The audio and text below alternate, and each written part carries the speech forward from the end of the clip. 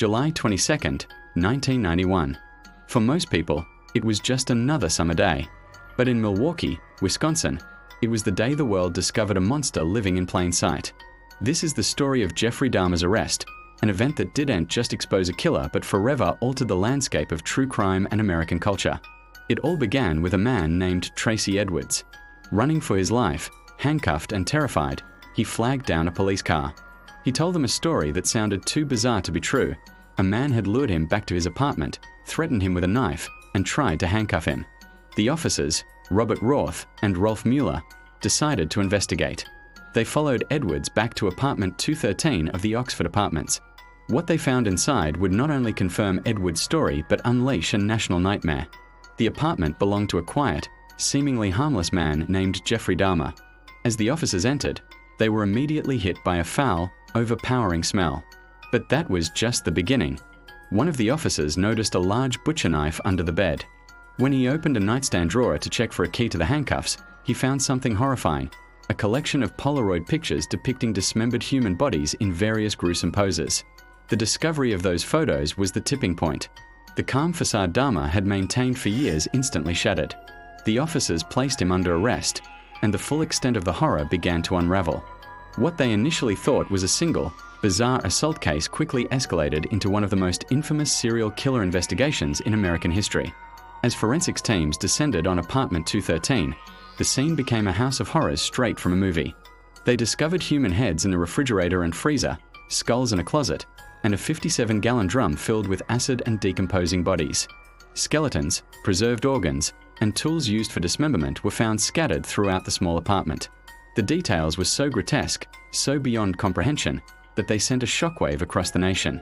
Jeffrey Dahmer, the quiet man who worked at a chocolate factory, had murdered, dismembered, and in some cases, cannibalized at least 17 young men and boys over a period of 13 years. His reign of terror had finally ended, but the story was just beginning. The media descended on Milwaukee, turning a local tragedy into a global sensation. News reports ran 24/7, with each new detail more shocking than the last. People were morbidly fascinated. How could someone commit such acts? How could he get away with it for so long, living in an apartment building with neighbors who had complained about the smell for months? This brings us to a crucial and deeply unsettling part of the Dahmer story: the massive failure of the police. One incident, in particular, stands out and sparked immense public outrage. 2 months before his final arrest, a 14-year-old boy named Konorak Synthesomphone managed to escape Dahmer's apartment. He was found wandering outside, naked and disoriented. When neighbors called the police, Dahmer arrived on the scene and convinced the officers that the boy was his 19-year-old lover and they were just having a drunken argument. Incredibly, the officers believed him. They even helped walk the terrified boy back into Dahmer's apartment, back to his certain death. The officers were later fired, but the incident highlighted a terrifying reality of institutional failure, raising serious questions about prejudice and police negligence. Many of Dahmer's victims were men of color and from the LGBTQ community, leading to accusations that their lives were not valued and their disappearances not taken seriously. The Dahmer case redefined the true crime genre.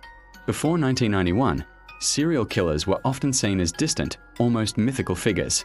But Dahmer was different. He was the guy next door. He was your quiet co-worker. This proximity made the horror personal and palpable. It created a new kind of fear, the fear of the unknown monster living right beside you. The trial was a media circus. Dahmer pleaded guilty but insane, leading to a trial focused on his mental state. Psychologists and psychiatrists took the stand, offering chilling insights into his mind.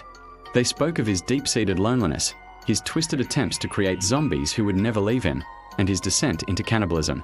The nation was glued to their TV screens, watching these courtroom dramas unfold.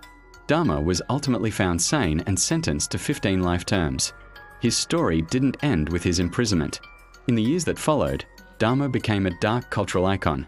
His name became synonymous with the ultimate evil. There were books, documentaries, and endless talk show discussions. He was interviewed from prison, most famously by Stone Phillips, where he calmly recounted his crimes, further cementing his place in the public consciousness. This fascination walked a thin line between a desire to understand evil and a dangerous glamorization of it.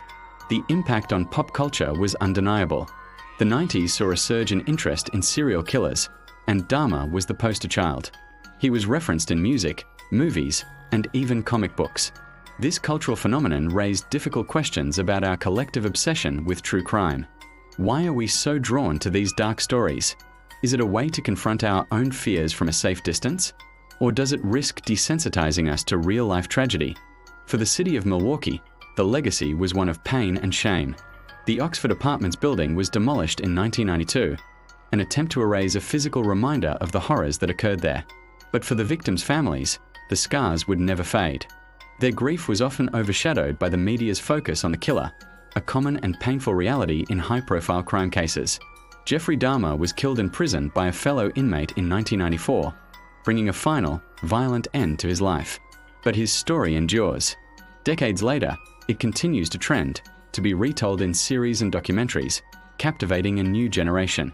The extreme psychological horror of his crimes, combined with the shocking police failures and the sheer volume of media it generated, makes it a story with incredible staying power.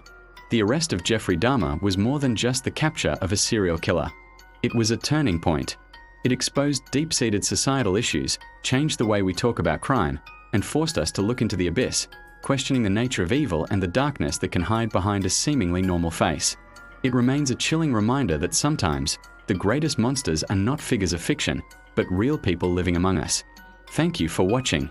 If you found this exploration of 90s crime culture interesting, please like, share, and subscribe for more deep dives into history's most impactful events.